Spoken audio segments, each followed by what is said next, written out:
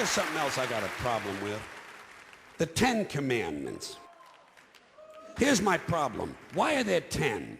You don't need 10. I think the list of commandments was deliberately and artificially inflated to get it up to 10. It's a padded list. Here's what they did. About 5,000 years ago, a bunch of religious and political hustlers got together to try to figure out how to control people, how to keep them in line. They knew people were basically stupid and would believe anything they were told, so they announced that God had given them some commandments. Up on a mountain, when no one was around, God had given them the 10 Commandments. But let me ask you this. When they were sitting around making this shit up, why did they pick 10? Why 10? Why not 9 or 11? I'll tell you why. Because 10 sounds official. 10 sounds important. They knew if it was 11, people wouldn't take it seriously. So what, are you kidding me? The 11 Commandments? Get the fuck out of here.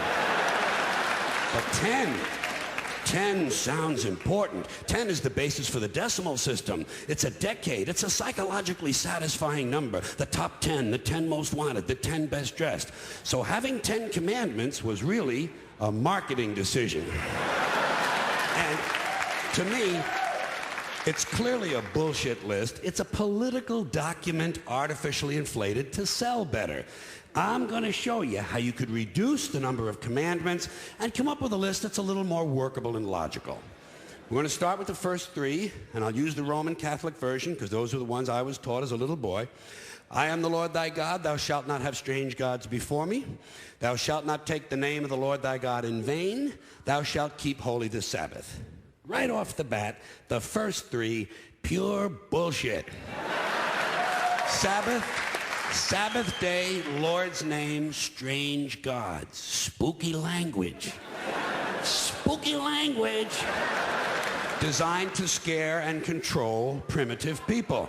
In no way does superstitious nonsense like this apply to the lives of intelligent, civilized humans in the 21st century. You throw out the first 3 commandments, you're down to 7. Next, honor thy father and mother. Obedience, respect for authority. Just another name for controlling people. The truth is, obedience and respect should not be automatic. They should be earned. They should be based on the parent's performance. Parent's performance. All right? Some parents deserve respect. Most of them don't. Period. You're down to 6. Now, in the interest of logic, something religion is very uncomfortable with, we're going to jump around the list a little bit.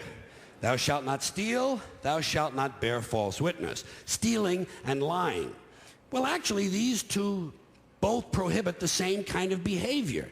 Dishonesty, stealing, and lying. So you don't need 2 of them. Instead, you combine them and you call it thou shalt not be dishonest. And suddenly, you're down to 5. And as long as we're combining, I have 2 others that belong together. Thou shalt not commit adultery. Thou shalt not covet thy neighbor's wife. Once again, these 2 prohibit the same kind of behavior. In this case, marital infidelity. The difference is coveting takes place in the mind, and I don't think you should outlaw fantasizing about someone else's wife. Otherwise, what's a guy going to think about when he's waxing his carrot? But marital fidelity is a good idea, so we're going to keep the idea and call this one, thou shalt not be unfaithful. And suddenly, we're down to 4. But when you think about it, honesty and fidelity are really part of the same overall value. So in truth, you could combine the 2 honesty commandments with the 2 fidelity commandments and give them simpler language, positive language instead of negative, and call the whole thing, thou shalt always be honest and faithful, and we're down to 3. Thou shalt, they're going away fast. Thou shalt not covet thy neighbor's goods. This one is just plain fucking stupid. Coveting your neighbor's goods is what keeps the economy going. All right? Your neighbor gets a vibrator that plays "O Come All Ye Faithful." You want to get one too. Coveting creates jobs. Leave it alone. You throw out coveting and you're down to 2 now, the big honesty and fidelity commandment, and the one we haven't talked about yet, thou shalt not kill, murder, the 5th commandment. But when you think about it, when you think about it, religion has never really had a big problem with murder. Not really. More people have been killed in the name of God than for any other reason. All you have to do... Sure.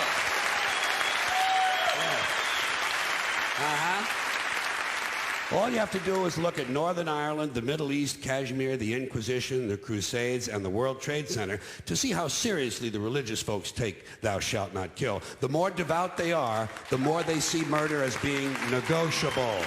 It's negotiable. You know? It depends. It depends.